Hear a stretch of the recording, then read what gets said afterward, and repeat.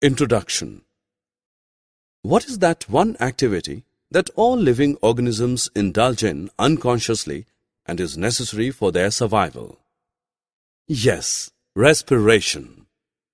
All living organisms, whether they are plants, animals, or human beings, respire.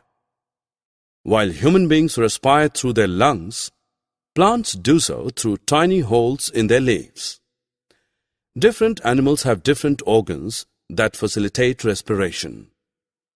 Fish breathe through their gills, frogs and earthworms through their skin, insects through their spiracles. In this lesson, we will study in detail the mechanism of respiration in human beings.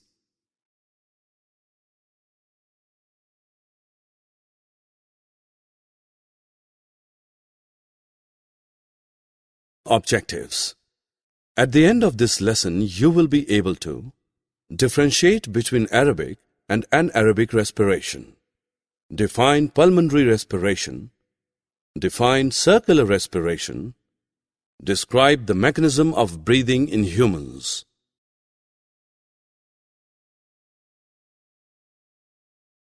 Let us look at what is breathing. When a human being breathes, he exchanges the unwanted carbon dioxide with oxygen, which is essential for survival. Breathing involves two steps: inhalation and exhalation. Inhalation refers to the taking in of oxygen from the air into the body. Exhalation refers to the expulsion of carbon dioxide from the body into the atmosphere. During inhalation, the chest rises as the lungs are filled with oxygen, whereas during exhalation, the chest falls as the carbon dioxide is emptied from the lungs.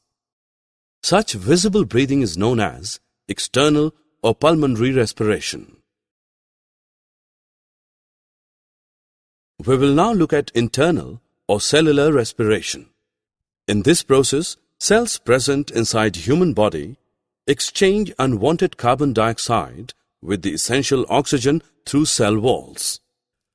Our body needs energy to perform various activities. The energy is produced when the food we eat is broken down into glucose. Breakdown of food requires oxygen obtained through inhalation. Thus, cellular respiration is the process by which cells make use of the energy obtained from food.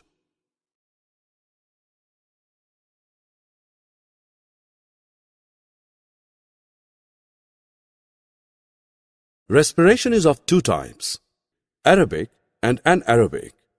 Aerobic respiration is the respiration that takes place in the presence of oxygen.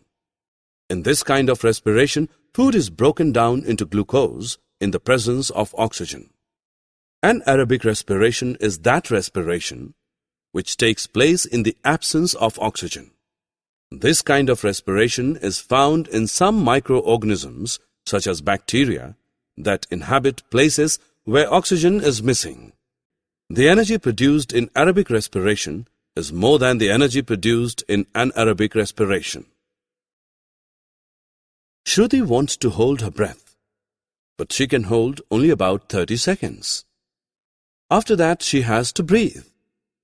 This is because the body needs oxygen to breathe all the time. Taking in of air rich in oxygen into the body is called inhalation, and the giving out of air rich in carbon dioxide is called exhalation. Shruti now counts her number of breaths in 1 minute. She noted that she breathes in and out 15 to 18 times per minute.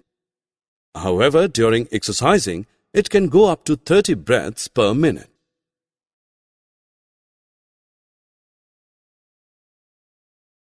Let us now understand how breathing occurs in human beings. First, we inhale air through our nostrils. This inhaled air passes into the nasal cavity.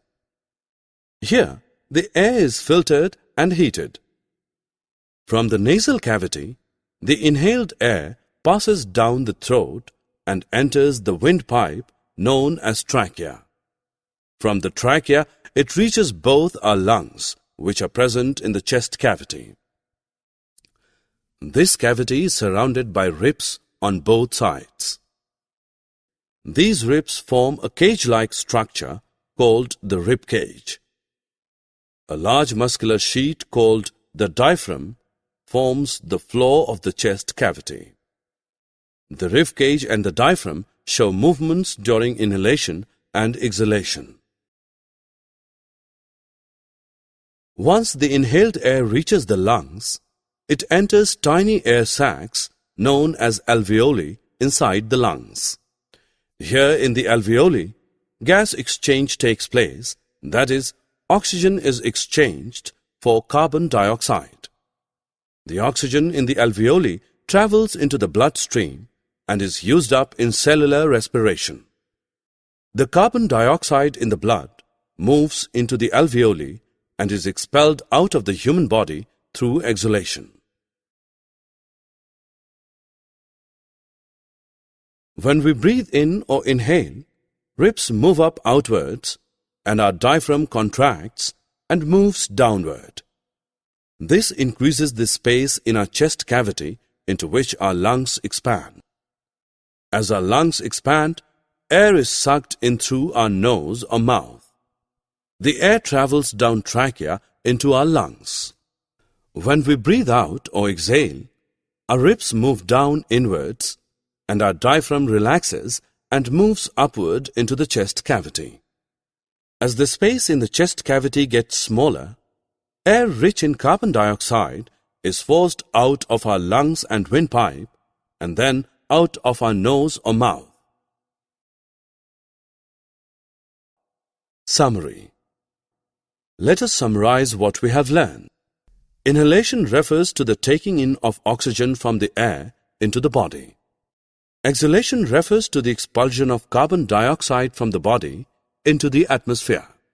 Cellular respiration takes place when cells exchange carbon dioxide with oxygen through cell walls.